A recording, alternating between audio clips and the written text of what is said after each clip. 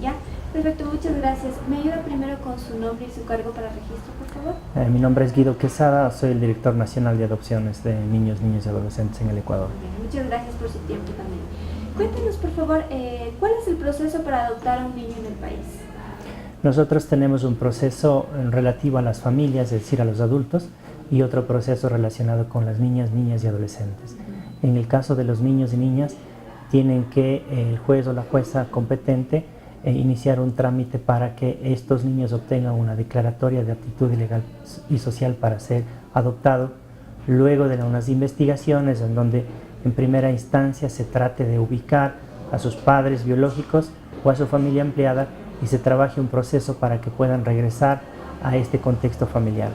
Si es que eso no es posible, el juez con los informes técnicos procede a esta declaratoria de adoptabilidad. Sin embargo, hay que precisar un inconveniente que tenemos respecto de los niños que están legalmente reconocidos, porque si bien estos ingresan a las casas de acogimiento con una medida de protección, se realizan las investigaciones y si no hay condiciones para que regresen con su familia, se debe iniciar un nuevo proceso legal.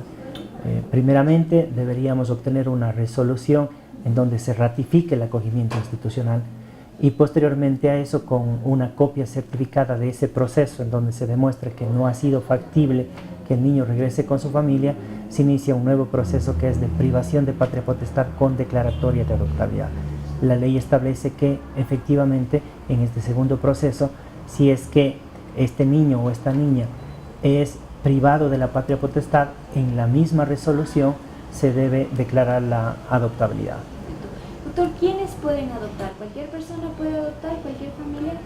En el caso ya de las familias, pueden adoptar personas solas o parejas que estén legalmente casadas por más de 3 años o en unión de hecho legalmente reconocida por más de 3 años. Es importante aquí aclarar que en el caso de la unión, esta debe estar legalmente reconocida y actualmente, de acuerdo a la nueva ley de registro de datos, este nuevo estado debería inclusive estar inscrito en el registro civil. Entonces nosotros tenemos como el parámetro técnico para contar tanto los 3 años de matrimonio cuanto la unión de hecho que consten en el registro civil esta particularidad. ¿Sí? En cuanto a los requisitos que se debe presentar, ¿cuáles son los principales? Principalmente uno está relacionado con la edad, es decir, solo pueden adoptar en el Ecuador las personas mayores de 25 años de edad. Para ello el proceso deviene de una información preliminar y posteriormente seguidamente se realiza una entrevista preliminar con el equipo técnico en donde se le escucha a la pareja fundamentalmente respecto de las motivaciones que tiene para adoptar.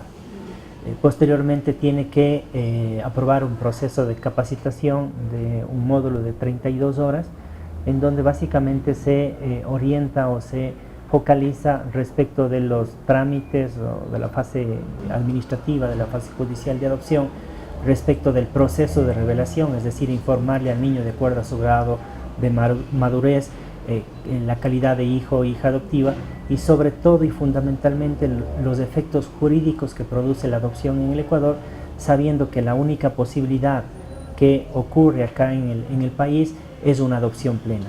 ¿Qué significa esto? Que por efectos de la sentencia jurídica de la adopción se extinguen los lazos de consanguinidad de ese niño con su familia biológica y a su vez se constituyen todos los derechos, atributos y responsabilidades de ese hijo adoptivo con su familia adoptiva. Entonces es un proceso que no tiene, digamos, regresión, es decir, no cabe ningún proceso de arrepentimiento ni ningún proceso, digamos, en donde amenace o vulnere derechos y posteriormente a la sentencia judicial nosotros como equipo técnico, las unidades técnicas de adopciones están obligadas a realizar un seguimiento posadoptivo por 2 años luego de la sentencia, en este caso judicial de adopción. Pero siguiendo con el trámite, una vez que aprueban el proceso de capacitación, se realiza el estudio de hogar, que es un proceso técnico en donde se realizan entrevistas individuales y de pareja en el área social y psicológica. Se aplican test psicológicos que han sido validados, digamos, con estándares internacionales, son test que tienen baremos nacionales y en ese contexto se realiza una visita domiciliaria, se conversa con el contexto familiar y con todos esos parámetros se procede a calificar idóneas o no a las familias para adoptar en el Ecuador. ¿Qué quiere decir esto? Básicamente que no todas las familias que desean adoptar podrían ser declaradas idóneas para adoptar en el Ecuador. Este proceso más o menos, ¿qué tiempo lleva desde que yo quisiera adoptar a un niño?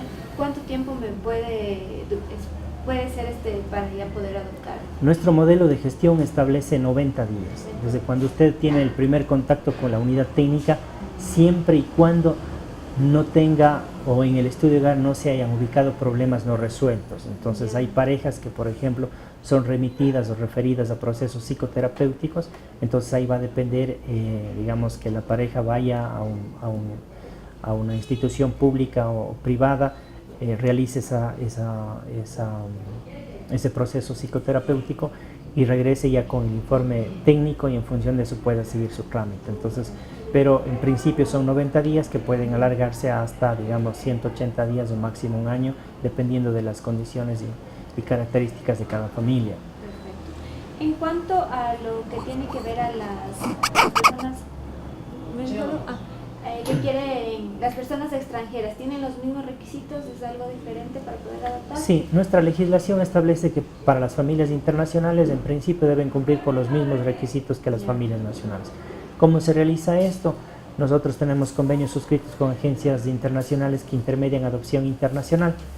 Estas agencias son las encargadas de calificar a las familias idóneas en sus países de origen, ¿sí? Entonces hacen el mismo proceso más o menos que el nuestro, porque nosotros hemos comunicado y los formatos en el cual se debe levantar la información es el formato que nosotros aplicamos para las familias nacionales, ¿sí? Y una vez que ellos cumplen con todos los requisitos y a su vez vengan estos expedientes con toda la información debidamente traducida y apostillada, ingresa acá al Ecuador.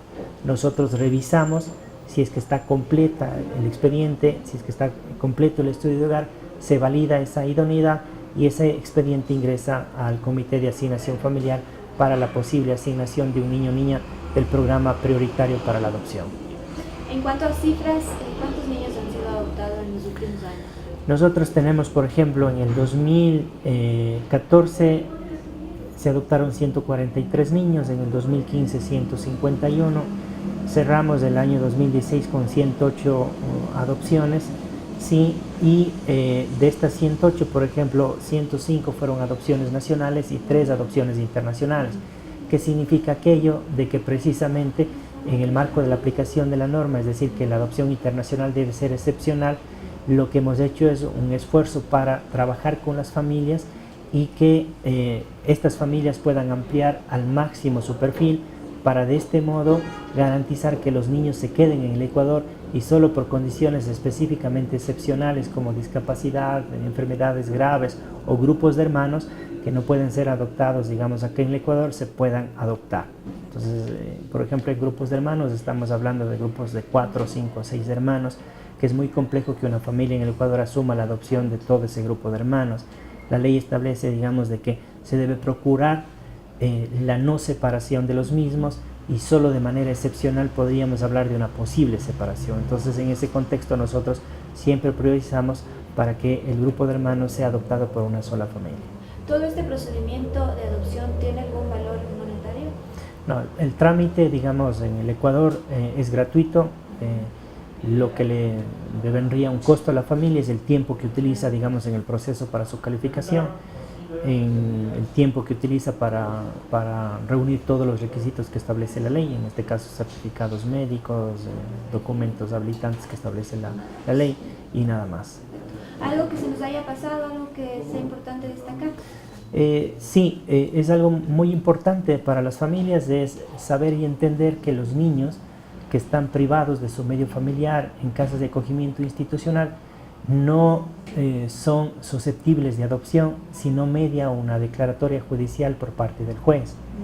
En otras palabras, digamos, el 95% de esos niños tienen su referente familiar y lo que se está trabajando con ellos es precisamente un proceso de reinserción familiar.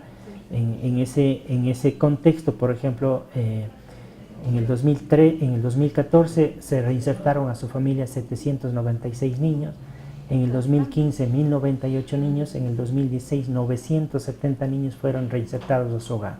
Entonces el proceso de seguimiento que nosotros realizamos nos da como resultado estos datos, es decir, que en primera instancia la política del Estado ecuatoriano es priorizar para que estos niños puedan generar con las familias mejores condiciones y de este modo el juez, en lugar de declararlos en adopción, se puedan regresar con su familia.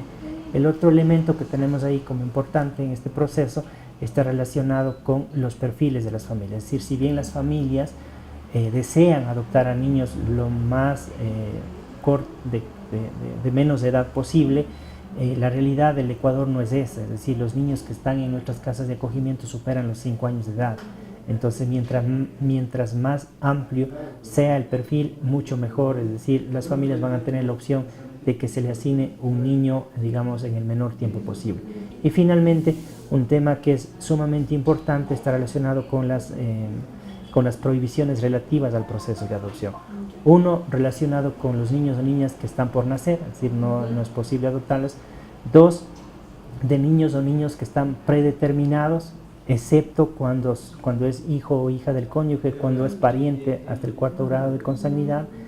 3. Está prohibido una preasignación de un niño, es decir, antes de que sea declarado en adoptabilidad por el juez. Y en ese contexto, el seguimiento que nosotros realizamos, sobre todo en las casas de acogimiento donde están estos niños, digamos, siempre recalcamos esa situación, porque a veces las familias confunden o piensan que el proceso de adopción tiene que ver con escoger el niño, escoger el color de la piel, etcétera, y eso no es así. Es decir, este es un proceso técnico de garantía de derechos, principalmente y fundamentalmente para los niños y también para los adultos en el marco del derecho al tema de la adopción. Perfecto. Chévere. Súper bien. ¿Sí? Súper bien explicado.